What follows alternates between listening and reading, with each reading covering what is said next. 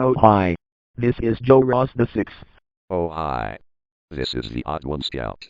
Welcome to the fourth and final part of our four-part video, where we look at opening and closing logos, and bumpers, and stating whether we find them scary or not. One final reminder.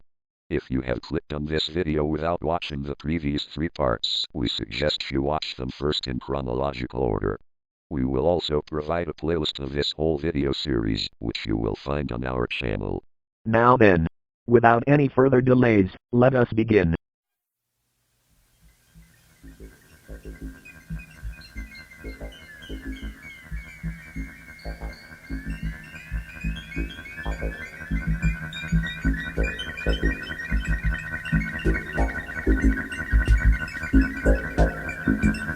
This is the Fox Video logo from the 80s. This logo was seen on explicit videos produced by said company. If I'm being completely honest, we actually had a hard time finding this logo or any information about the logo, because our search results only got us info on 20th Century Fox. Which, I will say this now, has absolutely no relation to this logo we showed. Luckily we remembered that this company uses music from Patrick Cowley, so we were able to find it by searching up the song that was playing in this logo. As for the logo itself, it changes a lot with every video release, but as far as we know, it's not scary, but it is boring. Mostly because the logo itself is really slow and goes on for over a minute. We only showed you a couple of seconds of it in this video, but believe us, it is long. The song that plays during this logo is called Mockingbird Dream. Search for that song and you will find the logo. Just don't watch anything beyond the logo itself once you find it though. Here is the first scary logo of this part of the video.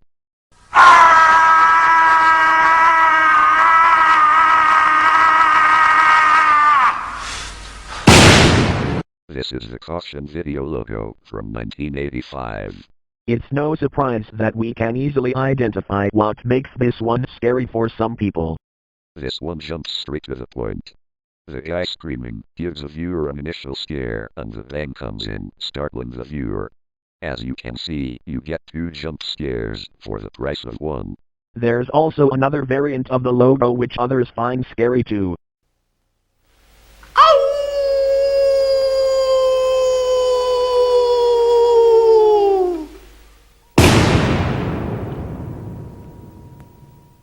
It's exactly like the last one, though in our personal opinion, it's not as scary as the previous variant, for there's only 1 jump scare. Although, if you got scared by the howling before the bang right afterward, making it have 2 jump scares like the other counterpart, that's fine. We respect that. Now here's some info. Caution Video is a division of Takara who distributed Japanese films like Meet the Feebles, Shocking Dark, The Runner, Hammerhead, and The Blood of Others on VHS. You might recognize Takara for having merged with Tomy to form Takara Tomy. Believe us, that's the only way anyone will know about Takara nowadays.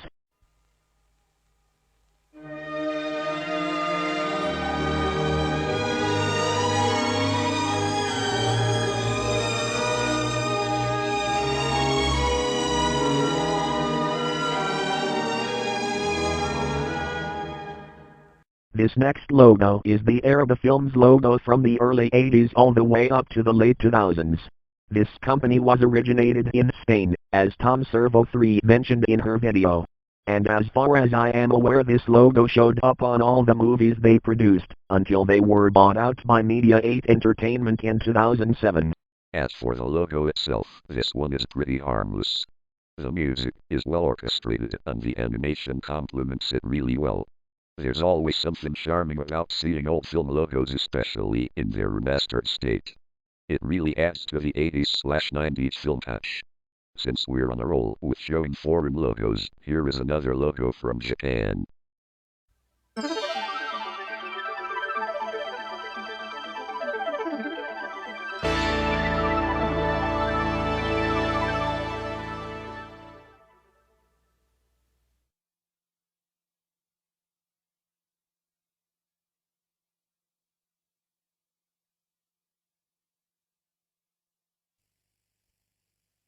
Anyone who has seen either Ranma 1/2 or Urusei Yatsura will recognize the Kitty Films logo from the late 80s. This logo is mild and tame in outer eyes, though it fits best before and after watching Urusei Yatsura, due to the logo being in outer space. Agreed. This logo is seen on other adaptations of Rumiko Takahashi's work, and it is also seen on a show called The Adventures of T-Rex, where this variant of the logo played.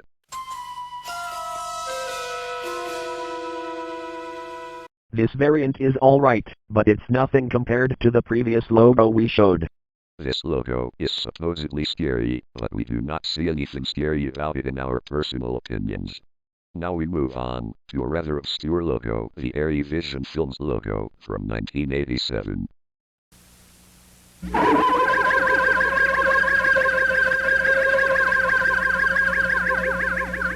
This was the production company of Chester Novell Turner, who is known for producing the two low-budget horror films, Black Devil Doll from Hell and Tales from the Quiet Zone.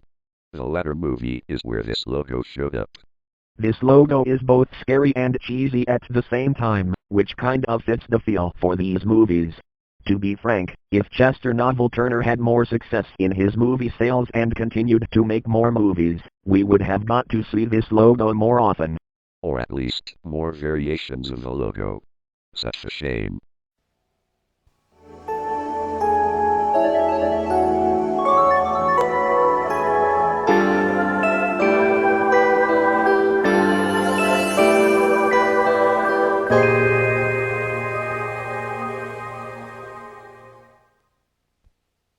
Back on the subject of Japanese logos, here is the Pat in video logo supposedly from 1987.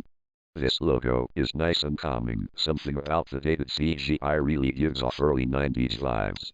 This company was once VHS and VHD distribution company before switching to being a video game publishing company starting in 1994, publishing games for the SNES, better known as the Super Famicom, Sega Saturn, and 3DO before merging with Victor Interactive Software to become Pac-In-Soft, where they would keep distributing games, until they ultimately went defunct in 2000. That's quite a history for this company. Going from video distributor to video game distributor is the most random thing this company can do. But at least they were successful in doing so at the time. Here's another logo that just screams 80s.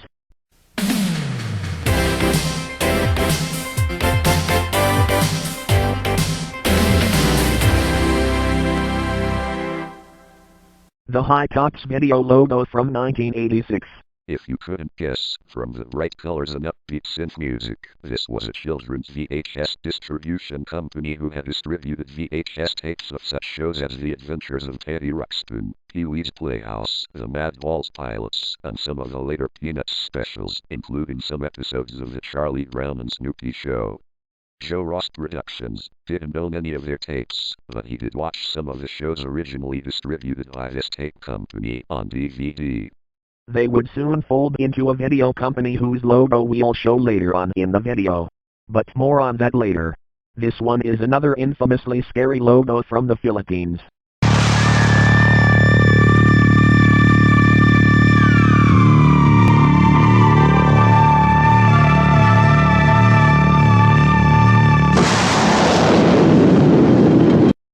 Regal Films. We can easily understand why this one was scary, the ominous synth music, the dark background, and the air flying towards the screen with a gunshot noise that jumps the viewer afterward. Some variants like this one just jump straight to the film, disorienting the viewer.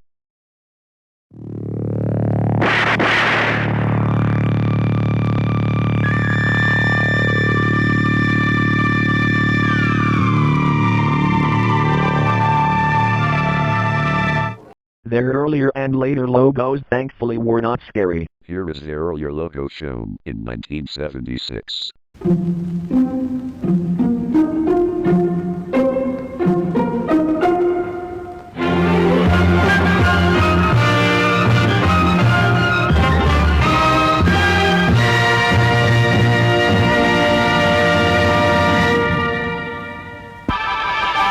This one fits with the royal theme that the company is going for. And is it just me, or does the lion look similar to King Moonracer from Rudolph the Red-Nosed Reindeer? You're right. I do see the resemblance, although it's missing the wings. Now for some information. Regal Films is a theater chain stationed in the Philippines. Regal Films also had a home media branch where they distributed the movies shown previously in their theaters. Their home media branch is best known for distributing the Creative Products Corporation dubs of the Dragon Ball and Dragon Ball Z movies on VHS and VCD. We are bringing this up because Joe Ross Productions has become a fan of Dragon Ball and has plans to watch every dub, starting with the more obscure ones, including the dub we just mentioned.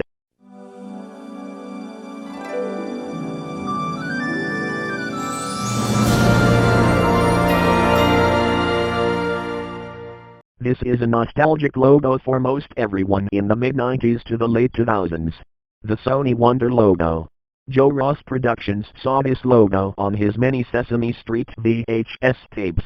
They are also known for distributing Rankin-based specials on VHS and DVD.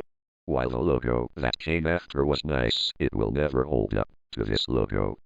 Just seeing the sky background along with the beautifully orchestrated music is enough to make an impact on one's childhood. Fun fact. The composer for this logo's music also composed the music for the Fairly Odd Parents. There is an earlier version of their logo which Joe Ross Productions saw on his Ren and Stimpy VHS tapes. It's simple and silent. We would tell you more about this logo, but we believe Iron Yoshi summed it up best in his logo video, which got a remake as of recent times. This next logo is kind of ominous, yet nostalgic at the same time.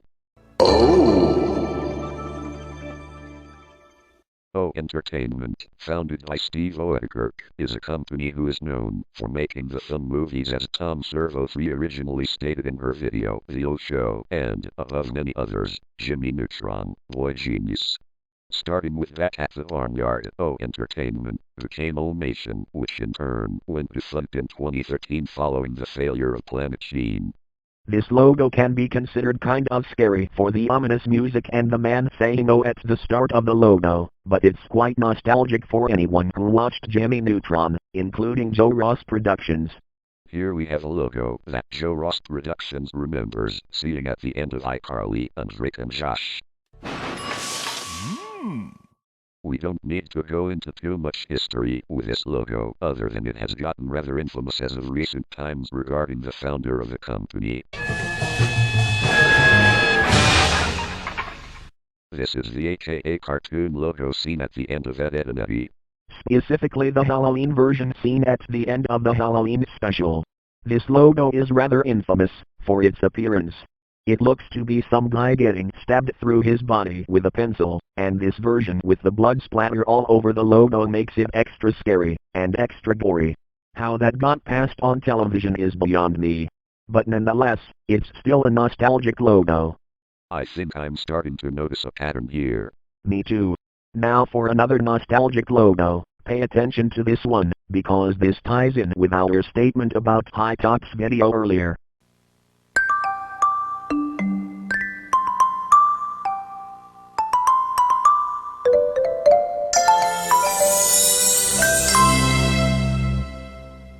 This is the Golden Books Family Entertainment logo. They had previously went under Golden Book Video, which is the company High Top's Video folded into later on. This logo can be seen on early VHS and DVD releases of Rankin-based Christmas specials. Joe Ross Productions remembers watching this logo every time he popped in his DVD of Rudolph the Red-Nosed Reindeer. This is the fourth time we mentioned Rankin Bass in this whole series. Anyways, this logo is from 1998. Yet another nostalgic logo in our eyes. And here are some more.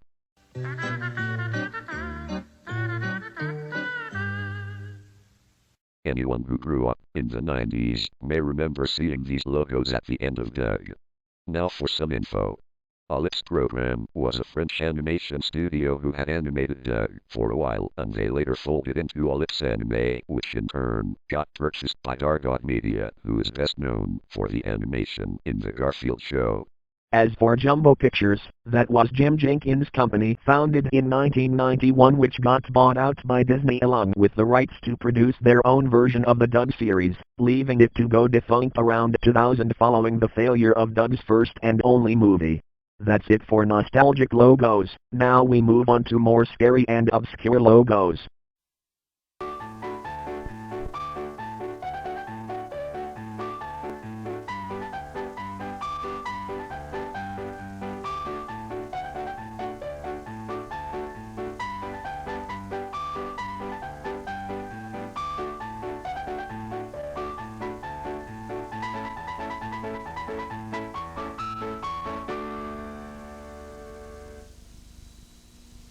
This is the Happy Face Home Video logo from 1986.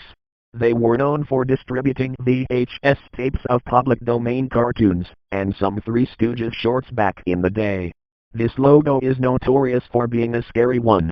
Just staring at the face is giving me goosebumps, and sometimes they play the opening theme of the cartoon's audio over it, making it creepier.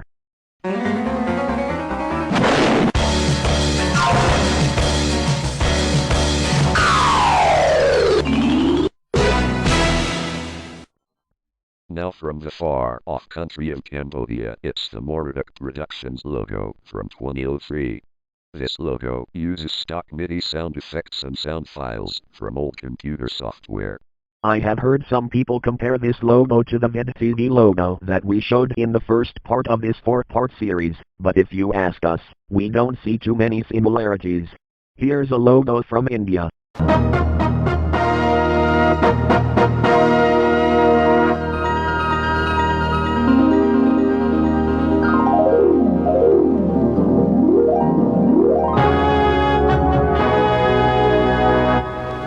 Bouquet Productions from 1993. I like how this entire logo is filmed with models instead of CGI. It's a nice change of pace from seeing them done in CGI or 2D text. Especially for the 90s when CGI was all the rage. Our opinion of this logo is in its name. It's just okay. Now for another Indian logo originating in 1943. मुद्दई lakh बुरा चाहे तो क्या होता है वही होता है जो मंजूर खुदा होता है. Mehdood Productions existed in 1942 and is best known for the film Mother India. You might notice that the logo looks similar to the symbol used in the USSR, only with the letter input inside it. Definitely a product of its time. There are other variants that start off with lightning, smoke, and fanfare, before the man speaks his message in Hindi. Now we'll show you another infamously scary logo.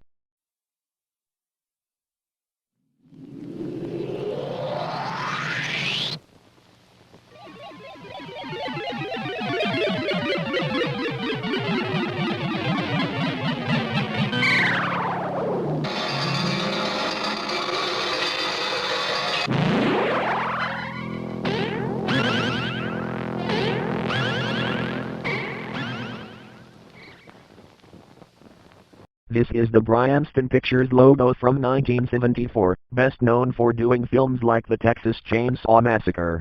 The strange colors, followed by the eerie synthesized sounds, can send shivers down one's spine, especially in the beginning of any horror movie produced by Bryanston Pictures.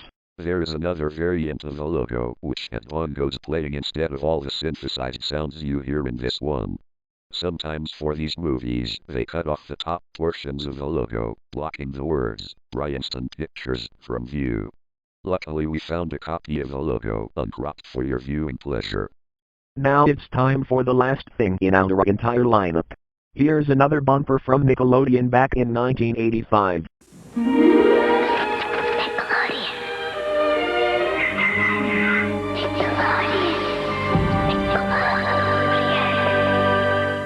This one is called Sleeping Boy, and I hear it was used as a sign-off, and I will have to say, this bumper is more fitting for a sign-off than Pinch Face was.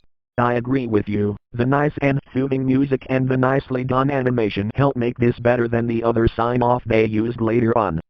Nothing like a calming bumper to wrap off a whole marathon of scary logos. And that about wraps up everything for this 4-part series and this channel as a whole. Yes. That's right. This is our last video on this channel. The truth of the matter is, throughout our channel's life we have had no given direction on what to do. We had originally started this channel to join in on the Gangadidal.org, and then we divulged into including creepypastas on the side. And afterwards we focused on a horror theme for this channel.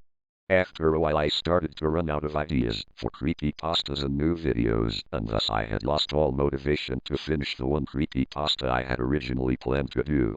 We will still make the occasional community post and we will make comments on other YouTube videos, but other than that, we are basically through making videos for this channel.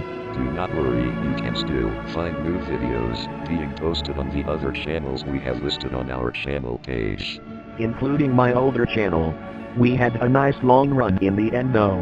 It was fun while it lasted.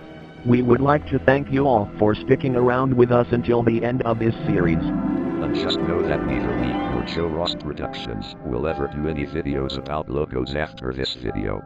With the only exception being Drew Pickles talks about closing logos videos archived from other channels that have been lost to time on Joe Ross 5 ever. Until further notice, this is Joe Ross the 6th. And Theodd1scout. Signing off for the final time. Hey, thanks, bye.